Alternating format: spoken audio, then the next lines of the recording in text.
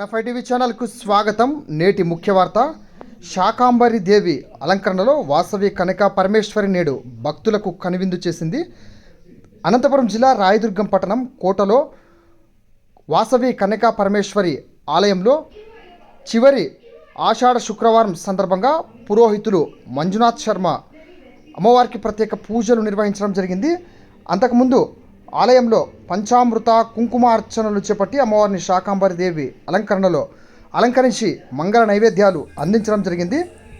ఆర్యవైశ్య వినాయక సేవా సమితి ఆధ్వర్యంలో సాయంత్రం భక్తి శ్రద్ధలతో పూజలు నిర్వహించడం జరిగింది. అనంతరం అమ్మవారి ఉత్సవమూర్తిని రథోత్సవంపై కొలువుదీర్చి ప్రాకారోత్సవ వేడుకలు ఘనంగా నిర్వహించడం జరిగింది. అమ్మవారి నామస్మరణతో ఆలయ ప్రాంగణం ప్రతిధ్వనించింది. అనంతరం విచ్చేసిన భక్తాదులకు తీర్థ ప్రసాదాలు అందించారు.